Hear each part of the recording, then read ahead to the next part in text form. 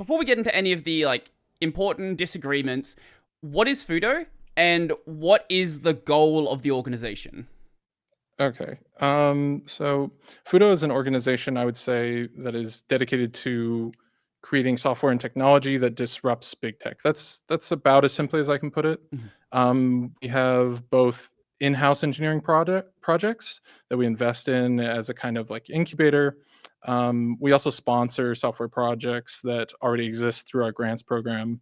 We're mainly interested in attempting to fight the kind of, I guess you could call it like a stranglehold that Mhm. Silicon Valley has over the consumer software space. Mhm. Um, I guess here we often say stuff like, people have totally lost control over what happens on their computers. And Right. most open source projects that are trying to solve this issue are, completely funded or beholden to large corporate business interests, or they're not popular. Like these are the two halves of what is going on here in this kind of open source space a lot of the time. Mhm. And so at our core, we're just trying to like stop big tech and attempt to do, I guess I would describe it as a kind of like agitation via investment. So Mhm. in Mhm. the office here, people will often say things like, our goal is to take down Google or take down Apple. Like we say this as a kind of joke, but it really is our goal here.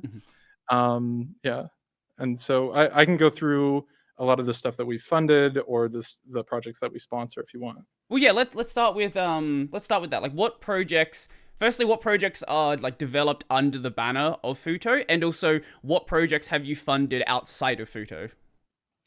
So, yeah, I would say so. We have a lot of we fund a lot of things. So, You don't have to go through everything, um, but some of like the notable ones that yeah, people are going to yeah. recognize.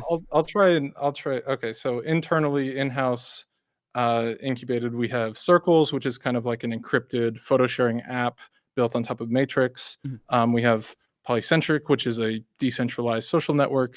We have like the Fudo keyboard with text to speech, which has local inference on it. So there's no network connectivity. We were actually talking about this one recently we had a person in the office who saw the text to speech inference and Mhm. was like confused, like, how is this happening locally on my phone? It's so good. And he actually went into like graphene and cut off, blacklisted the app, and it was still working. And he was just like, oh wow, you're not lying. We fund like Image, which is a kind of privacy oriented replacement for Google Photos or iCloud. Mhm. um we also fund a, I don't know if you necessarily want me to say one of these. We created a video client that you can use to watch videos from all the various video Yes. platforms. I'm gonna try. We should probably discuss it a little bit, but I'm gonna try and be courteous to not uh, get you a warning on YouTube or something. Yeah, Um, I've been lucky with it. Whenever I've brought up the name, it's never happened. Maybe they just have an issue with Lewis. I'm not sure. I don't know. I guess another notable one is we have Harbor, which is an identity vouching app. I it's hard to describe. I guess the closest thing to it is Keybase, and Yep. since Keybase no longer exists, Oh, I didn't realize um, it no longer exists.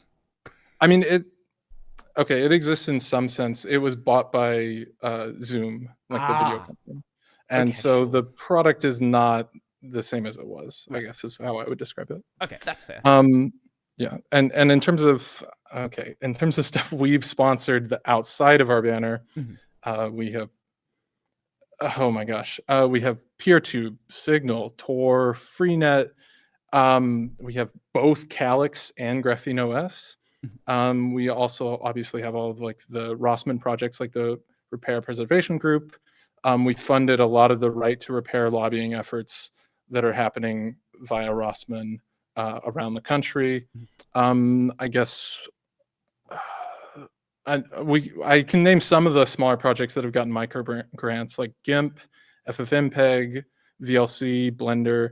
Uh, I, if you want to know more, go on our Yeah, I've website. got We the have a website list of open like right now, and 50 I of see them. a big Yeah, list here, like VLC, Zula, FFmpeg, Blender, Darktable, KeyPass XC, NeoVim, yeah, the FSF. yeah, and we're always open to funding more things. Honestly, like at the end of the day, we just like funding projects that Right. um, you know we see as supporting our mission, which Mhm. is like destroying big tech. Mhm. Well, on that note, obviously if there's things that like behind the scenes can't explain it, like that's fine. But like, where does the funding of Futo come from? So the our CEO is Aaron Wolf, who was a developer at Yahoo back in the day. He developed Yahoo Games, which was then bought by Yahoo. He then worked at Yahoo. And then on top of that, he was an early seed investor in WhatsApp. I see. Uh, Okay. and so as far as I'm not sure the exact numbers, but he is a billionaire, and this is his money almost exclusively. This is basically just that's how most of these things are funded. Okay. Yeah, when you said WhatsApp, it's like, yes, that makes sense. Yeah, Like, if for you say sure. early WhatsApp, early PayPal, anything like that, like, yes, okay, that makes a lot of sense. Yes. And so, Okay. most of this, like, it's, a lot of it is like we're not a nonprofit, but Mhm. a lot of this is donations, and a lot of the incubated investments are also like, a lot of these investments are intended to be an agitational device. Like our video client is an activist device fundamentally. Like we were basically saying, uh, you know, screw Google. Like that is what we're trying to say Right. by funding these kinds of apps. Like that is explicitly our goal. Mhm. And if these things do make money, nice. But if they don't make money, that's still okay. Mhm. Mhm. Yeah, and you've got this page on the website, What Does Futo Believe?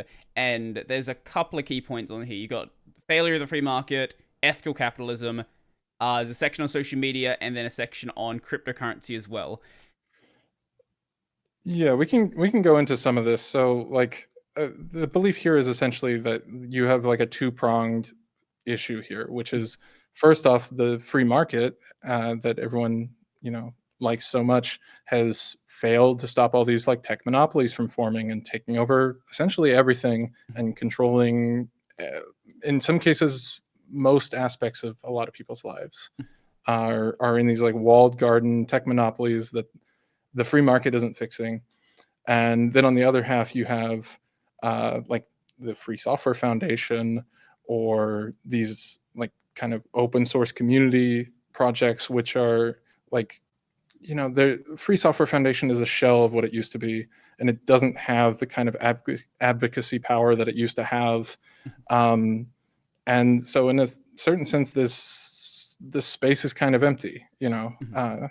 and we have a million problems with the OSI and the OSI's like projects that are under the banner of the OSI also. But for the most part, we support the mission of the Free Software Foundation, So you but would say we think the. that they're Oh, sorry. not currently in any position to do much of anything. Right, right, okay.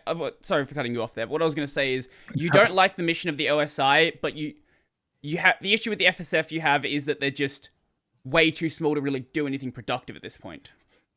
Yeah, I mean, it's kind of they won the battle in terms of like server side softwares, I guess Mhm. is what I would say. They have won this battle, and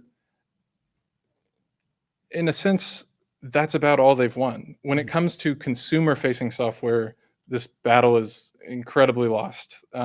Like I I ideally want my mom to be able to run free software, Mhm. and we are in a state right now where there is no real usable option for most of these things that fall under the banner of free software. Right, right. Um, and that's just like a failure on their part. So like they've won all these historical battles. Linux is running every server, but they've failed at this like greater goal, which is like consumer market capture. Right. Um,